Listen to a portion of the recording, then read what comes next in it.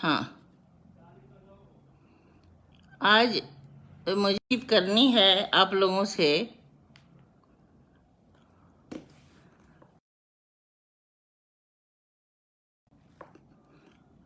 से बात करनी है। तो अभी तक मैंने जनसुलभ पुस्तकालय का बहुत बहुत धन्यवाद कि इन्होंने ये तीसरा मौका, तीसरे उपन्यास में हूँ। मेरे कई उपन्यास हैं, उसमें से पहला हिंदी उपन्यास फागुन के बाद पर बात हुई थी और दूसरा हुआ था रत्नारे नयन पर बात।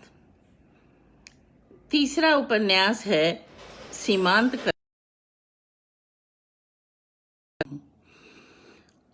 कथा। मैंने मतलब 20वीं सदी के सीमांत पर मैंने वो सीमांत कथा उपन्यास लिखा था। उसका कारण था बिहार का जंगल राज और उसमें युवाओं के साथ होते, उसके बाद भी किसानों के लिए, खेत के लिए, जमीन के लिए, जीवन के लिए, सब के लिए बहुत सारी दुख था। ऐसे कोई बहुत सुखद समय है बिहार में, ऐसा विश्व में सुखद समय नहीं है तो बिहार में क्यों होगा। लेकिन वो समय बड़ा ही दुर्वह था और 2 युवकों की मृत्यु हो गई थी कि नीति और उनके नियम बदल गए थे और उन लोगों ने बंदूक त्याग करके होने का निर्णय लिया था। तो ऐसे जो थे बच्चे, उनकी हत्या हो जाती है। लेकिन कारण अपना होगा, क्योंकि कोई अदावत होगी, कोई खुन्नस होगा और भी बहुत सारी बातें होंगी जिसके कारण ये सब हो रहा था। लेकिन हत्या हो जाना तो जीवन समाप्त हो जाना हुआ और ये हम लोगों को बहुत ही मतलब क्या कहें, हम लोग स्तंभित हो गए थे। हम एक दूसरा और लड़का तनावग्रस्त था, क्योंकि पूरा समझिए जो सब कुछ समाज से लेके राजनीति तक आगे कोई दिखाई देती थी, इन कारणों से तनावग्रस्त लोग थे। तो ऐसे तनाव का बेहोश हो गया, गिर गया और उससे उसको ऐसी चोट लगी जो काफी दिनों तक बिस्तर पर रहा और नहीं बचा। तो 20वीं सदी का सीमांत समय और वो बहुचर्चित जिला है सिवान। सिवान जो है वो ऐसा जिला है जो सीमांत है, बिल्कुल बिहार का वो सीमांत है। शब्द जो इस उपन्यास के साथ है वो एक तो सदी का सीमांत है या समझ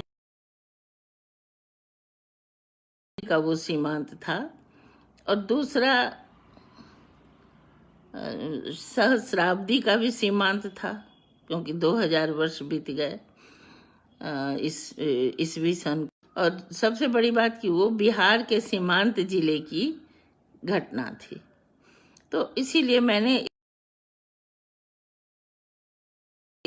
हर कई तरह के सीमांत पर हम खड़े थे और उस वक्त जो हिंसा हो रही थी उससे जो उद्वेलित थे, इस कारण मैंने इसको लिखा।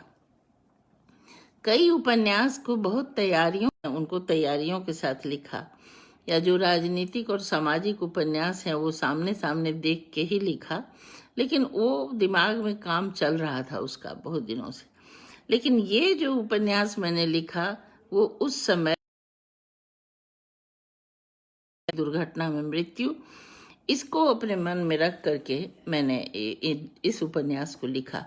तो ये समझिए जो मेरे लिए एक अजीब नायाब टाइप का अनुभव था, जिसमें जो मेरे ऊपर जो एक भाव आया, उस त्वरित भाव के कारण मैंने लिखा। लेकिन फिर भी मैं जो कुछ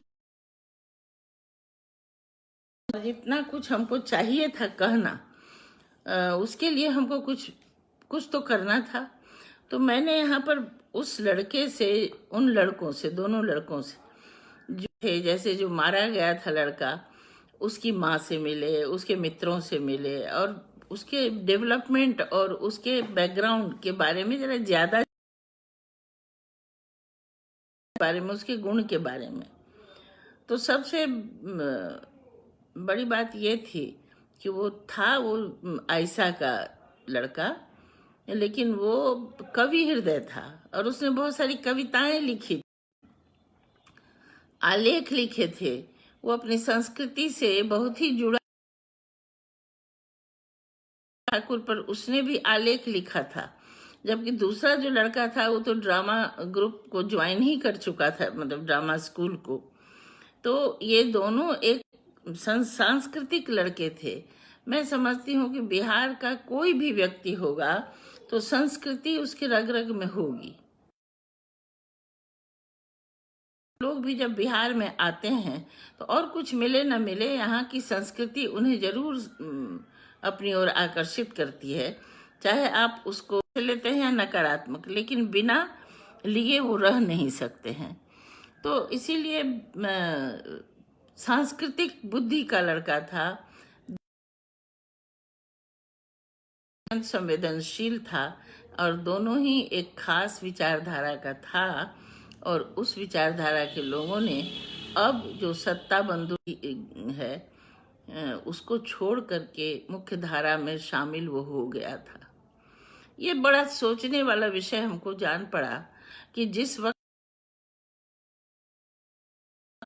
उनको लोगों के सामने तानता था तब तक तो वो नहीं मारा गया, लेकिन जब उसने हथियार रख दिया तो हथियार के द्वारा ही मारा गया। तो ये एक विशेष बात थी जिस कथा उपन्यास लिखने के बारे में सोचा। इसमें लिखा भी है और मैंने सोचा भी है कि आप किसी भी संगठन के व्यक्ति, जब आप समझते हैं कि कोई स्थान है जहाँ पर उसको खतरा है, तो उस विशेष व्यक्ति को उस विशेष स्थान पर न भेजा जाए तो क्या हर्जा हो जाएगा। लेकिन ये संगठन की, जैसे मान लीजिए सरकारें चलती हैं, उसी तरह संगठन भी चलता है, ऐसा दिखता है मुझको, क्योंकि अपना नियम कानून लागू कराने में है। ठीक उसी तरह संगठन भी जो है वो निर्ममता पूर्वक, उस संवेदना उसके अंदर बिल्कुल ही नहीं है, और विशेष रूप से ऐसे संगठनों में तो और भी संवेदना नहीं है। यदि उसकी बात नहीं सुनी जाएगी, जांच पड़ताल किया और सब कुछ पता चला मुझे, तो मैं ये जान गई थी कि उस लड़के को पहले से वहां खतरा था, और पहले से जब खतरा था तब को वहां नहीं भेजना चाहिए था ताकि उसकी हत्या हो जाए। हो गई, तो सब कुछ जाल बिछा के रखा हुआ था, उसकी हत्या होगी। तो ये कम से कम जब सबको पता था, साधारण जन को पता था, तब क्या संगठन के लोगों को नहीं पता था? और ये प्रश्न मैंने उठाया। तो इससे इस उपन्यास को पढ़ के संगठन के लोगों को बहुत अच्छा नहीं लगा, क्योंकि तो अतिरेक तो मैंने थोड़ा किया, लेकिन मैं इस अतिरेक से कई बार सहमत होती हूँ कि क्या संगठनों को उनको पोस्टर चाहिए, ये मैंने कहने की कोशिश की। हो सकता है कि मेरा ये कहना उनको बुरा, किसी को भी लगेगा कि हम उनको कह रहे हैं कि आपको पोस्टर बॉय चाहिए, लेकिन मेरे मन में ऐसा हुआ। क्योंकि जब पता था कि वहाँ उसकी हत्या हो सकती है तो उसको क्यों भेजने की जरूरत थी, और उसको कहीं और भेजा जाना था। इसीलिए यही सारी चीजें हैं, सारी बातें हैं, मेरे मन को चोट पहुंची थी और मैंने लिखा।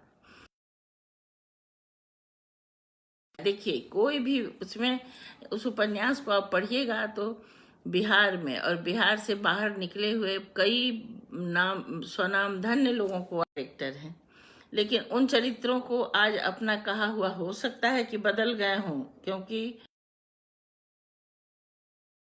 लेकिन जो किसी भी तरह के संगठन की राजनीति को महीन ढंग से करते हैं वो समय के अनुसार बदलते रहते हैं। तो इसीलिए कि वो बदल जाए, मगर बदल गए हों अभी, अब उस बात पर वो कायम होंगे। लिख दी उन्हीं लोगों से बातचीत करके और इस तरह से लिखा और सब कुछ। ऐसा नहीं है कि संगठन के जो हमारे और मित्र लोग हैं उन लोगों ने कहा कि हाँ आपका कहना सही है, लेकिन हम लोग इतना अंदाजा नहीं लगाए थे। हम लोग से ये जानबूझकर उन्हें नहीं भेजा। चलिए ठीक है, वो अलग बात है, लेकिन एक भविष्णु लड़का अकारण मारा गया, तो ये मेरे मन में भावना थी, ये हमको लिखना चाहिए। लिखने का एक और बड़ा कारण क्या है इस सब का? हिंसा का आधार कुछ भी नहीं है, और हिंसा से कुछ हासिल होने वाला तो मुझे दिखाई आज तक नहीं। चाहे बिहार में जिस समय भूमि स्वामियों का और इन लोगों का, भूमिहीनों का युद्ध हुआ, जिसको आपने का नाम उसका दिया, और आपने कहा कि सत्ता बंदूक की नोक से आती है, या आप किसी के जमीन पर जा करके चढ़ जाते हैं और उसको, तो ये सारी बातें जो हैं, इससे क्या उसका अंत हुआ कभी? ऐसी हिंसाओं का, संपत्ति अर्जित करने का कभी कोई अंत नहीं होता है। हमारे सामने में हमारा अपना इतिहास गवाह है। जैसे महाभारत का युद्ध हुआ, 5 गांव क्या, सुई के नोक बराबर जमीन नहीं देने को युद्ध हुआ, और युद्ध में सभी साफ हो गए। ठीक है, वो तो साफ हो गए। अब राजपाट हुआ, मिला किनको? तो पांडवों को। पांडव में भी सब मर गए, कोई नहीं बचा। यही पर एक गर्भस्थ शिशु जो जन्म लिया वो बचा। महाभारत नाम था, तो बृहत्तर भारत था। उस पूरे बृहत्तर भारत के बहुत से लोग मारे गए। बिल्कुल मतलब सुना हो गया, पुरुषों से, वीरों से सुना हो गया। तो अब तो उसके बाद बहुत अमन चैन होना चाहिए था। उन्होंने युद्ध लड़ा और जीवित थोड़े से बच गए, जैसे नारायणी सेना के बहुत सारे लोग बच गए। तो इन लोगों को तो पता था ना कि युद्ध करने स्थिति हुई, कितनी विधवाएं विलाप कर रही हैं। इतनी विधवाओं को विलाप करते हुए देखकर युधिष्ठिर ने कहा मैं ये राजपाट लूंगा ही नहीं। लेना था, लिया। मगर जब उस नारायणी सेना ने और बचे हुए लोगों ने जब जाना कि युद्ध से क्या, उसकी क्या विभीषिका हो सकती है, उनके अपने यहाँ भी बहुत लोग, तो फिर भी उन्होंने युद्ध नहीं छोड़ा। क्योंकि आपके सामने ये उदाहरण है कि जब वो लोग प्रभास क्षेत्र में गए तीर्थ करने और अपने पापों का प्रायश्चित करने, ऐसे समय में झगड़ा हो गया आपस में करके, सारे पुरुष मारे गए। वहां पर यदुवंश का भी नाश हो गया। अभी तुरंत उसको सबक मिला है महाभारत के युद्ध से, और अभी वो युद्ध कर रहा है, वो देख रहा है। उसने भी युद्ध को नहीं छोड़ा। तो ये युद्ध और लड़ाई जो है ना, वो बड़ा युद्ध हो कुरुक्षेत्र के मैदान में, या छोटे छोटे युद्ध हो प्रभास क्षेत्र में, एक अंत होगा तो फिर दूसरा उसके ऊपर।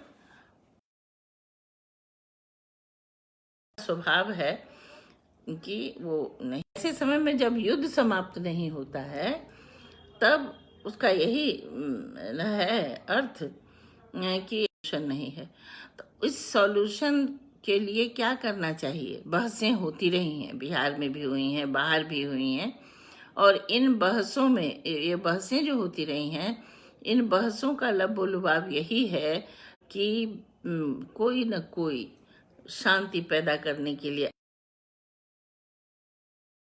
देश की आज़ादी की लड़ाई के समय में गरम दल तो था ही, लेकिन महात्मा गांधी जैसा व्यक्ति आके बीच में खड़ा हुआ और वो शांति की बात करता रहा।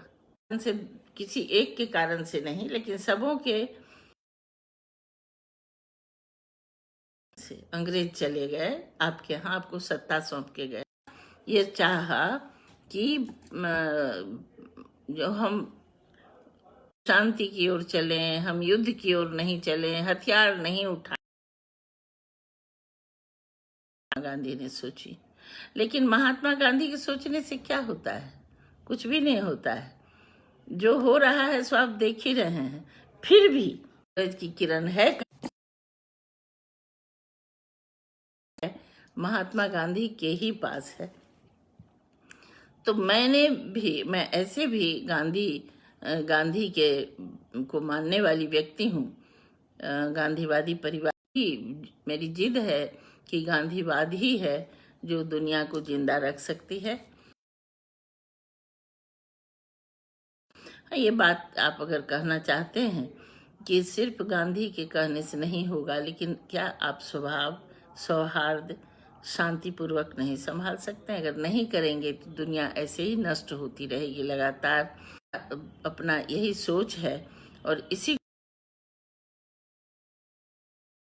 यहाँ से मैंने ये किताब लिखी है।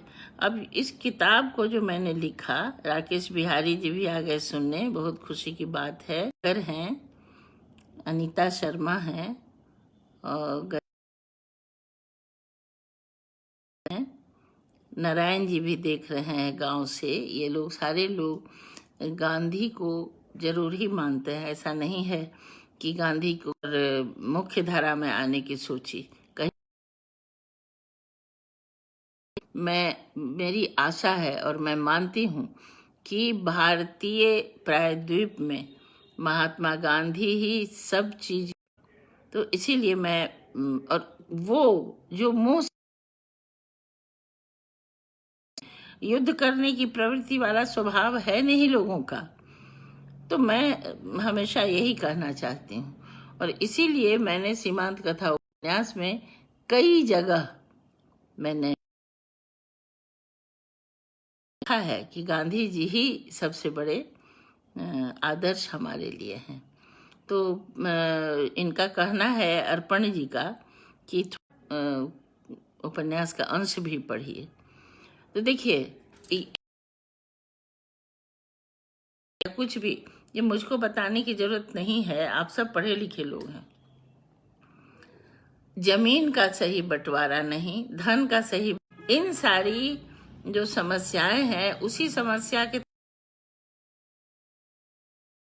तो दोनों तरफ का तो संकट होता ही है।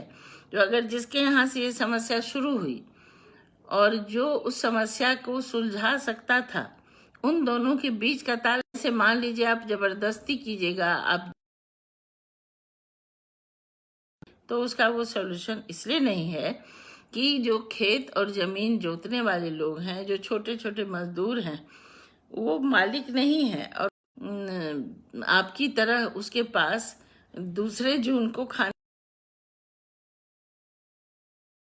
का विद्रोह करना चाहता है, करता है, तो वो अपने पेट पर लात खुद मारता है।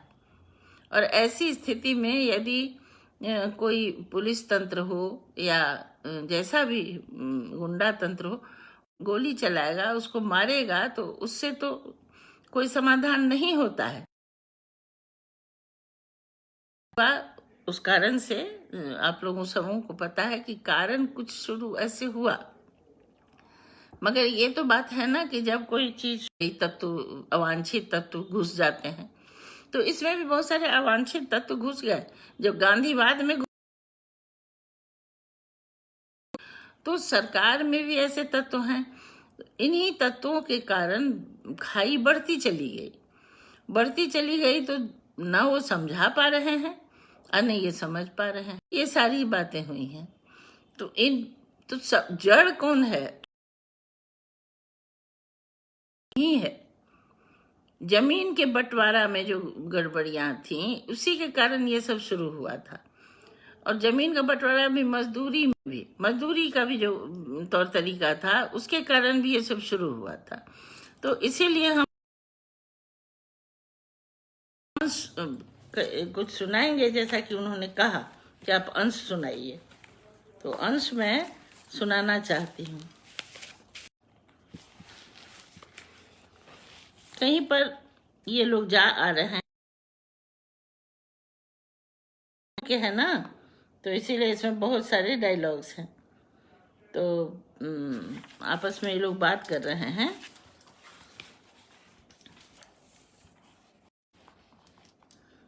कि गाड़ी रोक लिए और मध्य बिहार सबसे भयानक और बदनाम स्थान था। मध्य बिहार में यूं का और मजदूरों का झगड़ा था या सरकार का झगड़ा था। उसमें भूमि से लोग जो थे, मतलब जातीय दंगा भी चल रहा था, संपत्ति का भी झगड़ा चल रहा था। तो मध्य बिहार सबसे अधिक बदनाम स्थान था। रोक दी, एक आध घंटे के रास्ते समाचार मिल जाएगा हमारे अखबार को। नहीं साहब, मैं आगे नहीं जाऊंगा, अच्छा इलाका नहीं है। क्या हुआ इलाके को? नक्सल इलाके को हमसे कोई झगड़ा नहीं है, चलो बढ़ाओ गाड़ी। गड़बड़ होगी तो मुझे न कहना। गाड़ी दे करके तेजी से उड़ा टैक्सी ड्राइवर। पत्रकारों में नक्सल इलाके की समाज व्यवस्था, अर्थनीति तथा राजकीय बदलावों की चर्चा होती रही। मैं समाज को बदलने के लिए योग को सही नहीं मानता, बानीधर ने कहा। वो दो पात्र है, बानीधर और चंद्रभाल। बानीधर एक पत्रकार ने कहा, ऐसा होता तो ये सारी समस्याएं उठती ही क्यों? शास्त्र से कहीं समाधान होता है? बानीधर था। तो फिर समाधान का रास्ता क्या है? कानून की किताबों के माध्यम से समाधान खोजना होगा कि सरकारी बंदूकों। मेरा विचार सुनना चाहते हो तो सुनो। व्यावहारिक ज्ञान की घोर आवश्यकता है। जन चेतना की नई करवट ने दकियाथा को चुनौती दी है। जमीन जोतदारों की है, मनुष्य मात्र जमीन के है, वही सिर्फ स्वामी नहीं बन जाता है। जमीन जुताई, निराई, गुड़ाई, कटनी, दौनी वगैरह अनपढ़ गंवारों के भेजे में यह अकल आई कहाँ से? आप सब जानते हैं, बताने की जरूरत नहीं है। पढ़े लिखे नेताओं ने उन्हें समझाया बुझाया। सहारा के लिए सीधा हथियार चाहिए, उसकी व्यवस्था हो गई है। लाल किताब और बंदूक के नाते क्रांति पूरी हो गई है भैया, चलो। अच्छा, तो ये वाणीधर जो था वो पत्रकार हो गया था बीच में, तो पत्रकारों के बीच में बैठा था, लेकिन अपनी विचारधारा को वो छोड़ नहीं सका था। काटने का कोई और उपाय नहीं सूझा तुम लोगों को? इलाके की हवा ही ऐसी चल रही है, प्रत्येक स्थान का दाय देना ही होता है। तो ये सब पत्रकारों के बीच वो लोग जा रहे हैं, जोतदारों और जहाँ पर जातीय दंगा हुआ था उनको देख में कह रहे हैं कि वाणीधर, यह वही बिहार है ना जहाँ शेरशाह सरीखा सम्राट हुआ था। युद्ध करने उसका जीवन वीर था। अपने शासन की अल्प अवधि में उसने इस देश को मार्ग दिए, भूमि सुधार की व्यवस्था दी, किसानों को खेतों में काम करने का अवसर दिया। पता है ना, पढ़ा है हमारा कि फौज किसी किसान से तनिक भी दुर्व्यवहार नहीं करती थी। कहता, तीर तलवार बंदूक फौलाद खेतों में गेहूं चावल नहीं उपजा सकते, गायों के थन में दूध पैदा, शेर के कुमुक घास फूस घास पूछ कर चरता, पानी देने पर पीता। वाणीधर शेरशाह की उपलब्धि। वक्ता नहीं हूँ, पर देखना यह है कि वह दिन दूर नहीं, बस आ ही चला जो सब कुछ नष्ट हो जाएगा। अरे गांधी छोटे से गांव तक जाती हैं, उन घास ऐसे ही उग आए हैं कि दिखाई नहीं देते। कैसे पहुंचोगे गंतव्य तक? नया निर्माण करना पड़ेगा, दूसरा साथी ने कहा। घास सारी चीजें परिस्थितियों में वो लड़के बातचीत कर रहे थे, पत्रकार भी थे, रंगकर्मी भी थे, लेकिन वो लोग जा रहे थे और ये सारी बातें वो लोग कह रहे थे। है कि मैं कोई कारण होगा, मुझे नहीं मालूम कि वो कारण क्या है। तो इसीलिए मैं आपको ये बताना चाहती हूँ कि एक और बात जो मैं अब 2000 में दिया छपने और 1 में छप गया, 2 लिखा हुआ है इसमें। लेकिन अब पहला उपन्यास मैंने लिखा है, छपा है मेरा 2000। कहना है कि शेरशाह के विषय में मैं उसी समय से शायद सोच रही थी। इस उपन्यास में आगे आने वाले उपन्यास का ये मैं बताना चाहती हूँ। कभी बाद में हम उस पर भी बातचीत करेंगे। देखिए कि बिहार की स्थिति ऐसी थी कि वहाँ पर सब जानता है कि बिहार में सारे भारत देश की सबसे अधिक किताबें यहाँ लिखते और पढ़े जाते हैं। पत्रकार जा रहे थे बड़ी खुशी खुशी, और वो लौट करके आए तो उन्होंने क्या देखा, यहाँ पर चलता हुआ शानदार अखबार बंद हो। और वो बंद हो जाने के बाद तो भयानक स्थिति हो गई। लिखा क्योंकि वो वाणीधर अखबार में काम कर रहा था और अत्यंत गरीब घर का था। जो विधुभाल था, जो JNU वाला स्टूडेंट था,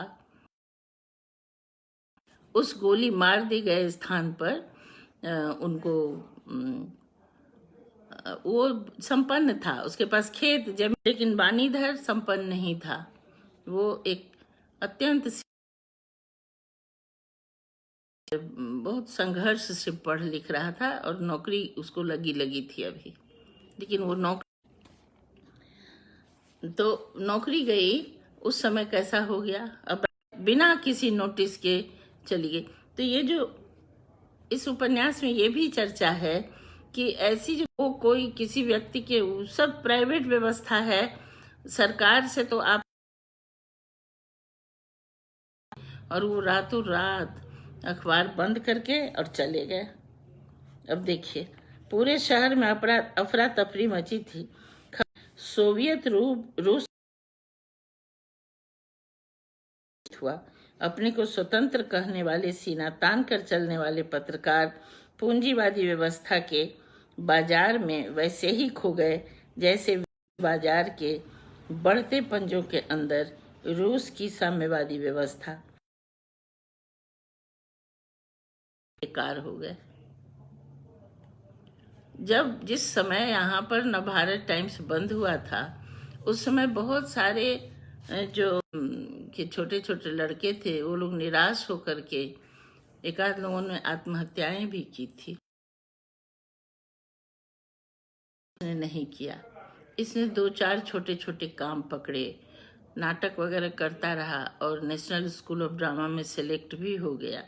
लेकिन उसके घर की बड़ी विकराल समस्या थी, छोटा भाई पढ़ने वाला,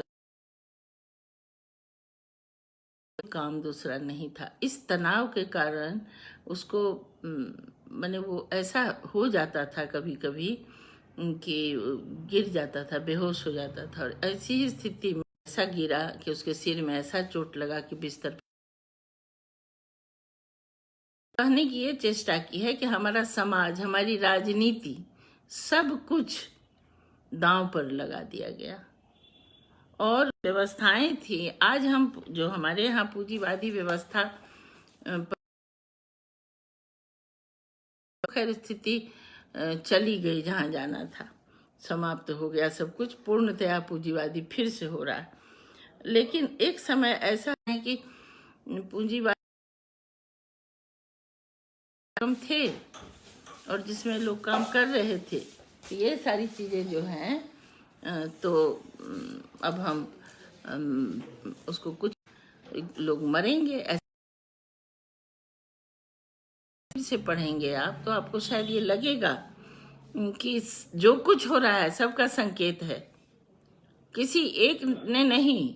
हमारी व्यवस्था का जो झंडा शुरू हुआ था या जो सारी बातें हुई थी, बढ़ता चला गया मर्ज। और देखिए आपका जो समाज है वो न तो पढ़ा लिखा है न ट्रेंड है, और उसका जो उसको क्या कहते, जनसंख्या की इतनी वृद्धि, ठिकाना नहीं, कोई ठिकाना नहीं। तो इसीलिए उस स्थिति में क्या होना चाहिए ये हम सोचते रहे हमेशा। तो यही सोच सोच के हमने ये सब लिखा और हमने बताने की कोशिश की। लेकिन वो स्थिति जो हमारे युवकों की स्थिति उस समय थी, वो स्थिति आज भी वही है। और मैंने इसमें पूरी राजनीति भी लिखी है, और मैं ये कहना चाहती हूँ कि राजनीतिक स्थिति भी वही है। वही यहाँ तक है कि जो राजनेता हैं, जो राजनीति करते हैं, नहीं तो सब कुछ अपने लिए सोचते हैं, समाज के लिए, जनता के लिए और युवकों के लिए, युवतियों के लिए कुछ नहीं सोचते हैं। जो भी पार्टी का राजपाट हुआ है वो अभी काम किया है तो वो भी गलत है। इतनी तकलीफ में जनता नहीं रहती। वो सब करता है सिर्फ अपना वोट लेने के लिए। वोट के अलावा उनके पास कोई दूसरा, कुर्सी और वोट, बस यही उनको। शासन व्यवस्था दिन से दिन, ये व्यवस्था बहुत दिनों से इस तरह की दुर्व्यवस्था शुरू हो चुकी थी, मेरा यही कहना है। तो ये मैंने इसमें खोल के लिखा है, खूब, में कोई गुरेज नहीं, हमेशा मैं खोल के ये बात कहती हूँ। नारा लगाते हैं, थोड़ा क्रिएटिव काम भी करिए, जरा सा आप जाइए। ऐसे बहुत, ऐसा नहीं है कि क्रिएटिव काम करने वाले लोगों की कमी है, कमी नहीं है। लेकिन मैं तो ये भी कहूँगी ना कि जो बहुत सारे जो NGO वगैरह हैं, जिनको आप कहते हैं कि वो लोग ये कर रहे हैं, वो कर रहे हैं कि उनकी मीटिंग है, वो सब गांव ये कर रहे हैं कि गांव के सुखी लोग हैं उनको आप ऐसा कुछ कर देते हैं कि कम से कम साल में 2 बार 3 बार वो एयर कंडीशन के आपके साथ मीटिंग करते हैं, चाय कॉफी पीते हैं, अच्छा खाना खाते हैं, और गांव है, कोई बड़ी बात नहीं बनती है। मैं ये अभी भी कहती हूँ और तब भी मैंने ये बात कहने की कोशिश की। तो है, लेकिन मेरे दुख से क्या होने वाला है, मेरे तकलीफ से, मेरे दुख से कुछ भी होने वाला नहीं है। और ऐसे बहुत सारे संवेदनशील लेखक चुपचाप बैठ गए हैं, उनको भी कुछ नहीं कर नहीं सकते। लेकिन आप लोग है समाधान जिस समय, अच्छा ऐसा हुआ कि जिस समय ये चंद्रशेखर नाम का बालक मारा गया, उसको जिसने मारा वो अभी भी जेल में है। लेकिन उसके जेल में रहने के बावजूद दूसरे सारे जो उसके विरोध में थे, जो जिस मारा गया, जिन किसी के साथ खड़े, तो तब इसका क्या अर्थ है? खड़े हों, हमको उससे कुछ लेना देना नहीं। अर्थ ये है कि उसको किसी दूसरा दल, हत्या हुई है जिस लड़के की, उसी का भी दल उसके साथ खड़ा होकर के अगर सत्ता सुख भोग रहा है तो ये कैसी नैतिकता है? अभी भी ये प्रश्न है। तो हम लोग अब, लेकिन मैंने ऐसा लिखा, कोई रोक तो नहीं सकता है मुझको। मैंने ऐसा लिखा और मैं ये सारी बातें कहने की कोशिश की कि भाई, तो मैं आपको ये बताना चाहती हूँ कि कुछ कुछ लिखा था वो मैं आपको बता रही हूँ। एक कविता है, ये कविता है वाणीधर। पहाड़ियों के सिर क्षितिज में टकरा, काफी देर बाद तक उनके पहलू में छिपा रहता है अंधेरा, और शाम होने के बहुत पहले से ही खेतों में पसर जाती है उसकी स्याह। कौवों का झुंड, गौरैयों का विशाल, कोयलों, पपीहों, उल्लुओं और अनेक जानी अनजानी चिड़ियों के एक सुरीली और रंगीनी दुनिया इंसानों के जगने से पहले ही हर दिशाओं में बिखर जाती है। ये कौन है? ये जो बिहार के मैं बंजारा होता, चलता रहता लगातार, पार करता नदी नाले, ठहरने की चाह न होता या रुक जाता। दूर से पुकार लेती मुझे बंजारे कोई। दूर से पुकार लेती मुझे बंजारे की कलाबाज लड़की, लेता वो सारे कीचड़ जिसमें मैं लगातार उलझता रहा हूँ। रात भर वो अपनी इस कविता को आवृत करता रहा। बड़े उहापोह में था कि क्या करें, चले जाएं क्या कहीं, लेकिन वो गया। लेकिन उस तनाव ने उसका पीछा नहीं छोड़ा। 1 साल भी नहीं बीता और वो वाणी गया। मर जाने के बाद भी जो लोग उनको लेके गए थे कंधे पर, वो गा रहे हैं गांधी राग।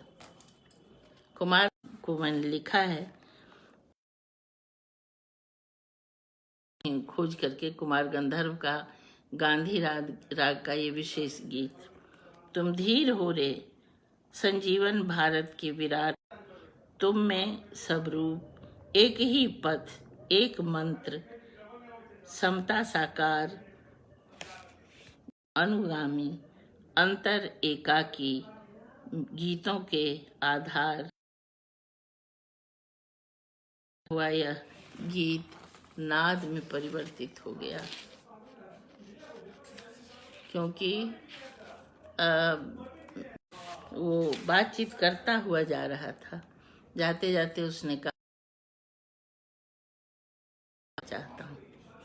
इधर जो चंद्रशेखर जो था, विधु भाल इसमें है, जो विधु भाल का था, जो कोई बिल्कुल क्रूर,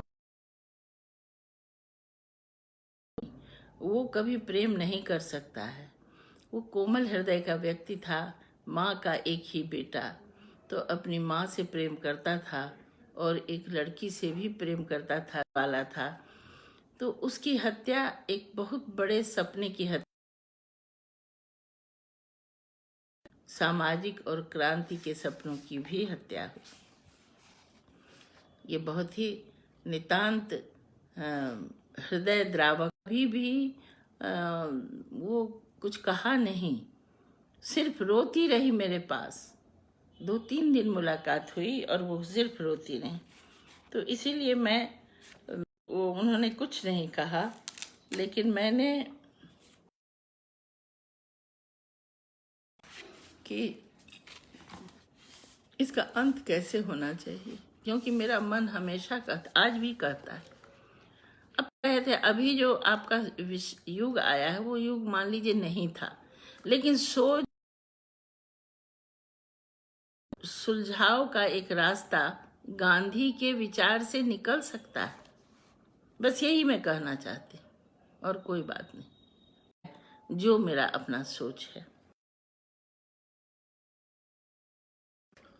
प्रत्येक कोने से उठी लपटें कभी बुझेगी भी भाई साहब? श्रोताओं ने, वहां जो बैठे हुए थे धरना पर, जो हत्या हो गई उसके बाद जो धरना पर बैठे हुए थे लोग, का मतलब क्या है, उसका कोई सिर पैर नहीं है। तो वो धरना पर बैठे हुए लोग, एक व्यक्ति जो आता है उससे वो कहते हैं, नीले कुर्ते सफेद खादी के पाजामा, एक व्यक्ति देर से सुन रहा था भीड़ का कथोपकथन। प्रत्येक कोने से उठी लपटें कभी बुझेंगी भी भाई साहब, आपको विश्वास है? कैसे, क्या तरीका है? शील, सत्य और त्याग को शक्ति और अज्ञान के ऊपर प्रतिष्ठित गांधी के इस फार्मूला को एक बार आजमा कर देखना होगा। के दाय के सम्मुख असभ्यता और राज्य की अंतर्निहित कुटिल शत्रुता का सदा पराजय होता है। सभ्य होने की सुनिश्चित संभावना। गांधी ने सभ्यता के भग्नावशेष से मनुष्यता का आने वाली प्रश्नाकुल चेतना सदा प्राप्त करेगी। भीड़ घनी होती जा रही थी। गांधी की दुहाई देने वाला वह व्यक्ति कौन है? वह कौन है? देखा, ढेर सारे परिचित खड़े थे। भीड़ सिमट रही थी निकट सुनने के लिए। आप प्रदेश की बात करता हूँ। क्या भारत एक बार फिर गांधी के निकट होने की इच्छा विकसित करेगा, या सर्वाइवल में से एक को चुनने का समय आ गया है? सीमांत पर खड़े लोग इस ओर आए। अपने हाथ से अपनी ओर आने का इशारा। चौराहे पर तकरीरें जारी थीं। ये इसका अंत है। अर्थात गांधी का स्वप्न ही हमारा स्वप्न है। मैं अपनी ओर से कह रही हूँ, तो ये सिर्फ मेरा स्वप्न नहीं। मन में गांधी हैं, गांधी जीवित हैं और वो हैं। जब जब चारों ओर अंधेरा होगा तो गांधी ही याद आएंगे और कोई नहीं। दूसरा इतना साहसी और इतना सच्चा हो ही नहीं सकता। अच्छा, अब आप लोगों ने कुछ प्रश्न किया क्या? भानु पांडे जो स्वागत। अभी तो आप लोगों ने कोई प्रश्न, लेकिन और लोगों ने तो कहा आवाज, या आप कह रही हैं, लेकिन दूसरे लोगों को तो ठीक ही लगा। आप अपना भी इंटरनेट देखते। मैं लोगों को ये तीसरे उपन्यास की तो सीमांत कथा उपन्यास वाणी प्रकाशन से जरूर मंगा के पढ़िए, क्योंकि वाणी प्रकाशन से ये प्रकाशित उपन्यास बहुत महत्वपूर्ण है। छोटा सा है, लेकिन देश को, अपने समाज को जानने के लिए, अपने हिंसा की, आज से लगभग 23-24 साल पहले इस तरह की दुर्घटना हो चुकी है, और ये दुर्घटनाएं होती अंत होगा, इसके विषय में सोचना ही चाहिए। क्योंकि जो लेखक हैं उसके अतिरिक्त आप सब पाठ सुनना चाहते हैं, इसीलिए आप यदि पढ़ें तो शायद थोड़ा बहुत आपके मन में जो प्रश्न होता होगा वो प्रश्न आ जाएगा। तो अब मेरी बात खत्म हुई। मैं बोलती रही और कुछ सही मैं बहुत ज्यादा इससे आदि नहीं हो पाई हूँ। हमारे साथ कोई हेल्पर रहती हैं तो हेल्प हो जाता है, लेकिन आज थी नहीं। मैं आप लोगों को इस बात देती हूँ कि आप लोग इतना शांतिपूर्वक सुने। आपने कुछ लिखा भी, और जनसुलभ पुस्तकालय और अर्पण कुमार जी का धन्यवाद, आभार, क्योंकि उनको मेरे साथ बड़ा पेशेंस है। मेरे करते हैं फिर भी हम कुछ नहीं जानते हैं, फिर भी उनको पेशेंस है मेरे साथ। पूरे धैर्य से वो हमको झेलते रहते हैं। आप सबों को